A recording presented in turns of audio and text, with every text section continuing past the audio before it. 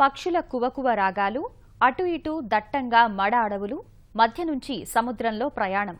ఆహా, ఏమి అనుభూతి, మాటల్లో చెప్పలేం. ఇవన్నీ చూడాలంటే కోరంగి వెళ్లాల్సిందే.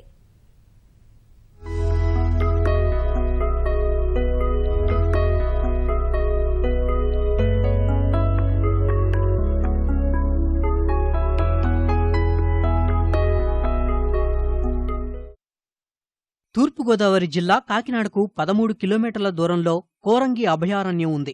బెంగాల్ సుందర్బన్ల తర్వాత ప్రపంచంలో అతిపెద్ద ప్రకృతి సిద్ధ మడ అడవి ఇదే.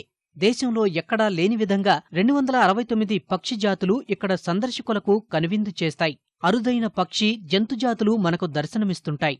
విదేశీ పక్షులు సంతానోత్పత్తి కోసం అక్టోబర్ మాసంలో కోరంగిలో విడిది చేస్తాయి. 78,000 నుంచి 88,000 వరకు పక్షులు తరలివస్తుంటాయి.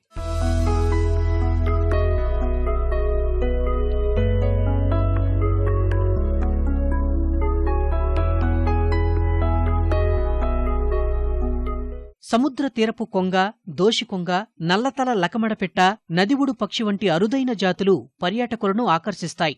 దేశంలో ఎక్కడా లేని విధంగా పెద్ద నల్లతల గౌరుకాకి, గోధుమతల గౌరుకాకి ఇక్కడే కనిపిస్తాయి. ఈ నెల 12, 13, 14, 15 తేదీల్లో జరిగే ఎన్టీఆర్ బీచ్ ఫెస్టివల్ సందర్భంగా కోరంగి సందర్శించే పర్యాటకుల కోసం ప్రత్యేక ఏర్పాట్లు చేశారు. ఇన్ఫర్మేషన్ సెంటర్లో కాంటాక్ట్ చేస్తే హోప్ ఐలాండ్ ట్రిప్స్ తీసుకువెళ్తాం. అదేవిధంగా కోరింగ అభయారణ్యానికి తీసుకురావడం జరుగుతుంది. ఈ కోరింగ అభయారణ్యం అనేది మ్యాంగ్రూవ్ ఫారెస్ట్తో ఉంటుంది. ఈ మ్యాంగ్రూవ్ ఫారెస్ట్లో పర్యాటకుల్ని తిప్పడానికి అనువుగా 2.3 కిలోమీటర్స్ పొడవున ఒక చెక్కల వంతెన క్రియేట్ చేయడం జరిగింది. కోరంగి అభయారణ్యంలో అతి పొడవైన చెక్క వంతెన ప్రత్యేక ఆకర్షణ. ఆసియాలోనే పొడవైన చెక్క వంతెన ఇది.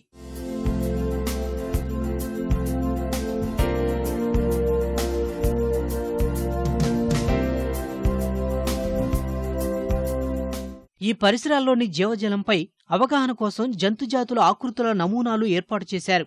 మొసళ్ళు, తాబేళ్లు, చేపలు, పక్షుల వంటి 30 ఆకారాలను ఇక్కడ ప్రదర్శనకు ఉంచారు. ఈ ప్రాంతంలో బొక్కుసొర్ర, సముద్రపు గుర్రాలు, డాల్ఫిన్స్ లాంటి చేపలతో పాటు మడ పీతలు కూడా లభ్యమవుతాయి. ప్రత్యేక బోట్లలో మడ అటవీ ప్రాంతం నుంచి సముద్రపు మొగ వరకు సాగే యాత్ర ఓ మధుర జ్ఞాపకం.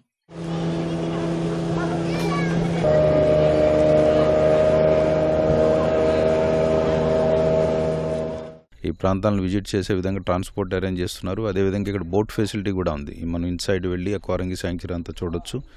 అదే ఈ వుడెన్ బ్రిడ్జ్ కూడా చాలా న్యాచురల్గా ఉంది. ఇది కొత్తగా వేశారు. ఇవన్నిటినీ కూడా ఇప్పుడు ఇక్కడ ఉండేటువంటి ఒక యానిమల్స్ కానీ లేకపోతే బర్డ్స్ కానీ సంబంధించినటువంటి ఇన్ఫర్మేషన్ అంతా కూడా వచ్చేటువంటి సందర్శకులకు తెలియచేసే విధంగా కూడా ప్రత్యేకమైనటువంటి ఏర్పాట్లు చేస్తున్నారు. కనుక ఇది ఒక మంచి తరుణంగా ఇప్పుడు ఉన్నటువంటి రాష్ట్రంలో ఎన్టీఆర్ బీచ్ ఫెస్టివల్కి వచ్చేవాళ్ళు లేదా ఇతర ప్రాంతాలు ఉన్నటువంటి ప్రజలందరూ కూడా దీన్ని యొక్క సదుపాయాన్ని వినియోగించుకోవాలని నేను కోరుతున్నాను.